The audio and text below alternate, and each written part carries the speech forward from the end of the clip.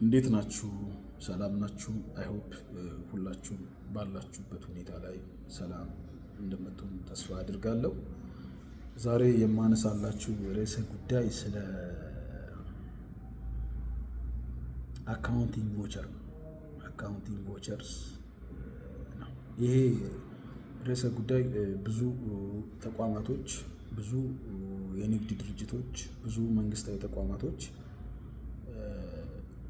እዚህ ጉዳይ ላይ ትኩረት ካላደረግ ለብዙ ውስብስብ ችግሮች የሚያጋልጠን ጉዳይ ነው።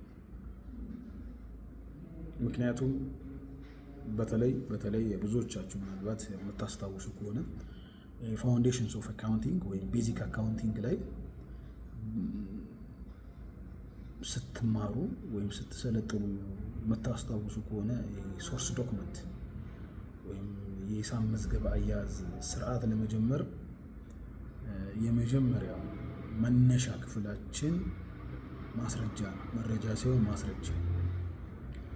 ይሄ ማስረጃ ብዙ ተቋማቶች፣ ብዙ የሂሳብ ባለሙያዎች፣ ብዙ የፋይናንስ ፈጻሚ መሪዎች ወይም የውጭ ሂሳብ አያያዝ ባለሙያዎች ወይም ኮስት አካውንታንት ባለሙያዎች ችላ የሚሉ ጉዳይ ነው። ይሄ ድርጅቱን እጅግ በጣም ውስብስብ እና ፈታኝ ሁኔታ ውስጥ የሚከተው ጉዳይ ነው። እሱም በአግባቡ ባለማድረጋችን፣ በአግባቡ ባለመስራታችን ተቋሙን ጊዜ፣ ገንዘብ፣ ጉልበት ሲያስከፍለው ይታያል። ለዚህ አሁን ያነሳውላችሁ ርዕሰ ጉዳይ ይሄ አካውንቲንግ ቮቸር ኢት ኢዝ ቬሪ ኢምፖርታንት ዌን ዊ አር ጎይንግ ቱ ስታርቲንግ ኒው አካውንቲንግ ሲስተምስ ቢኮዝ as we have been now, if you remember, in basic accounting, those who have been learned from this course, the starting point of accounting system is what? Source document. Without source document, we cannot done any activity of what? Accounting systems. So the source document I can issue, it must be reliable, relevance with what? The transactional activity of what? An entity already. እንግዲህ ብዙዎቻችሁ እንዳልኩት ይሄ አካውንቲንግ ቮቸር እንግዲህ በአጠቃላይ ስለ ዶክመንት ነው የሚያወራው። ድርጅት ውስጥ ስላሉት የንግድ እንቅስቃሴዎች የሚያሳየን መረጃና ማስረጃ ነው ማለት ነው። ይሄ በሂሳብ መዝገብ አያያዝ ዓለም ውስጥ በሂሳብ መዝገብ አያያዝ ሙያ ውስጥ የሂሳብ መዝገብ ለመመዝገብ የሂሳብ ሰነድ ለመያዝ የመጀመሪያው ክፍል ማስረጃ ያስፈልገናል ማለት ነው። ይሄ ማስረጃ ከተቋሙ የንግድ እንቅስቃሴ ጋር ከተቋሙ የንግድ ግብያት ጋር የተዛመደ መሆን አለበት ማለት ነው። እንግዲህ ይሄ ሶርስ ዶክመንት ወይም እነዚህ ማስረጃዎች በትክክል ካልተያዙ፣ በትክክል ካልታወቁ ተቋማችንን ወይም የምትመሩትን ተቋም ለብዙ ውስብስብ ችግር የሚያጋልጥ ነው ማለት ነው። በዚህ ርዕሰ ጉዳይ ላይ እናወራለን። በዚህ ጉዳይ ላይ በጣም ዲስከስ እናደርጋለን ማለት አይናው ጉዳዩ ርዕሰ ጉዳዩ ግን ቀላል ቢሆንም ግን as in Ethiopian point of view, as emerging country, most organization had been sacrificing a lot of things cause of what? Related with what? Source documents within your business transactions. So this source document in accounting, in simple way we can name as accounting vouchers. These accounting vouchers, as we have been discussed, to starting new accounting system, it is the source document is what? It is the starting points of what? An accounting systems. Without source document, we can't do any activity. If our source document is not reliable with our transactions, as I have told you, we have been sacrificing a lot of things during what? Different situations. For example, as we have been now, there are different stakeholders from users of accounting informations. One is managers. Managers would be using this accounting information system for the purpose of what? Planning and the controlling of what? Organizational resource. So to plan and to control the organizational resource, it's depending on what? The data which would be prepared by what? An entity.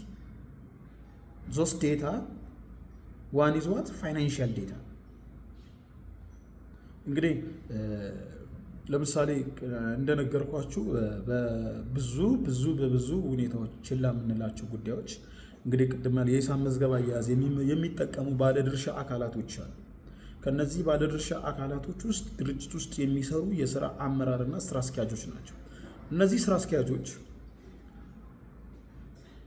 አንደኛ የሚጠቀሙበት ጉዳይ የድርጅታቸውን እቅድ እና ድርጅታቸውን ለመቆጣጠር እንጠቀምበታለን ማለት የድርጅቱን የፋይናንስ ሪፖርት መግለጫ በመጠቀም ማለት ለምሳሌ ባጀት ለማቀድ ወይም ባጀት ለመስራት ይሄ በጣም ትልቅ ግብዓት ነው። ስለዚህ እነዚህን ባጀት ለማቀድ ደግሞ we had been based on what the past data of what the financial information of an entity to make business decisions. Our data, it must be what reliable with the financial transactions of an entity. ይሄ ፋይናንሻል ዳታ ትክክል ካልሆነ እነዚህ የሥራ አመራሮችና ስራ አስኪያጆች ተቋምን አቅደው የተቋማዊ ሀብቶችን ለመጠቀም ለምሳሌ አንድ ተቋም ከሚያስተዳድራቸው ከሚጠቀማቸው ግብዓቶች አንደኛው ገንዘብ ነው፣ ፋይናንስ ነው። የኛ የፋይናንስ ሪፖርት የተሳሳተ መረጃ ከሆነ የምናቅደው እቅድም የተሳሳተ ነው፣ የምንወስነው ውሳኔ የተሳሳተ ነው ማለት ነው። ይሄ ደግሞ ተቋሙን አላስፈላጊ ዋጋ ሲያስከፍለው ይታያል ማለት። ይሄ ስፔሲፊካሊ in Ethiopian point of view most organizations have been sacrificing on these things. አብዛኛው ተቋማቶች በዚህ ነገር ላይ ነው ዋጋ ሲከፍሉ የሚታዩ ማለት። ስለዚህ በሂሳብ መዝገብ አያያዝ ዓለም ውስጥ ወይም በፋይናንስ ሪፖርት አቀራረብ ዓለም ውስጥ ትንሿን ነገር መናቃችን፣ ትንሿን ነገር ችላ ማለታችን ማለት ተቋሙ ሲታመም ይታያል ማለት ነው። ስለዚህ የተሳሳተ መረጃ ከሆነ የተሳሳተ እቅድ ነው የምናወጣው፣ የተሳሳተ ባጀት ነው የምናወጣው፣ የተሳሳተ ውሳኔ ነው የምንወስነው ማለት ነው። ያ ደግሞ ከብዙ ባለድርሻ አካላት ጋር እንዲያጋጭን ያደርገናል ማለት ነው። እንግዲህ በመግቢያ ደረጃ ነው እየነገርኳችሁ ያለሁት። the other stakeholders of our users of financial information is government. መንግስት አንዱ ባለድርሻ አካል ነው። why to collecting what tax መንግስት አንደኛው የእናንተን ፋይናንስ ሪፖርት ይጠቀማል። ለምን? የራሱን ግብር ለመሰብሰብ ማለት ነው። እንግዲህ ግብር ስንወስን እንግዲህ ባቀረብነው የሂሳብ መዝገብ መሰረት አይደለ? የሂሳብ መዝገባችን የተሳሳተ ከሆነ በወቅቱ ግብሩ ይከፈላል።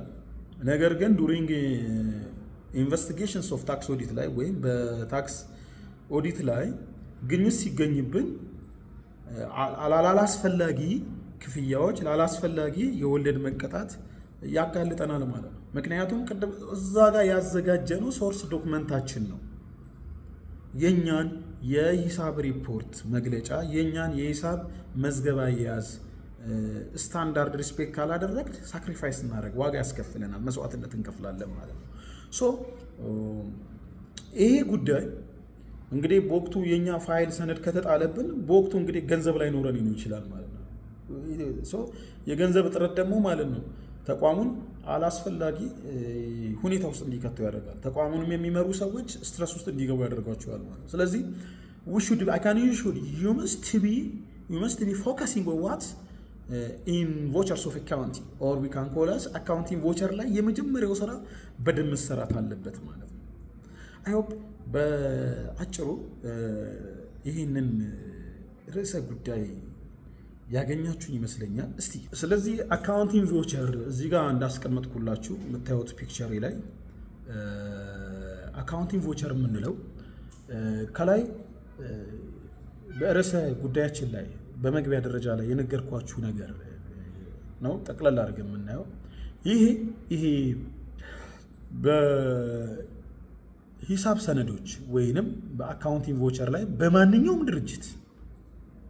በማንኛውም ድርጅት ውስጥ የገንዘብ እንቅስቃሴ ስርዓት ለመመዝገብና ለመቆጣጠር የምንጠቀምበት መሰረታዊ ሙያዊ መሳሪያ ነው። መሰረታዊ ሙያዊ ንድፍ ነው ማለት ነው። እንግዲህ አካውንቲንግ ቮቸር ማለት የትኛውንም የንግድ ተቋም ላይ ያለውን የገንዘብ እንቅስቃሴ፣ የገንዘብ ግብይት ስርዓት፣ የገንዘብ ልውውጥ ስርዓት ውስጥ እንቅስቃሴ በምናደርግበት ሰዓት ላይ እነዚህን የገንዘብ ትራንዛክሽኖች ወይም እነዚህ ፋይናንሻል ትራንዛክሽኖችን ኮንትሮል ለማድረግ የምንጠቀምበት ቱልኪት ነው ማለት in accounting. So this accounting voucher it is very very important to know to controlling the overall activity of what their financial transaction related with what the business objective. So this accounting voucher it is very very important to control what the business transactions of an entity. So it aids to us as a toolkit. That means, as I've told you, it is the starting points of what? Accounting system. With our source document, we can't do any accounting activity, we can't do any financial transaction activity. So our source document, it must be reliable and relevant with what? The business activity of what? And organizations. Do you get me? I hope አግኝታችሁኛል የሚል እምነት አለኝ።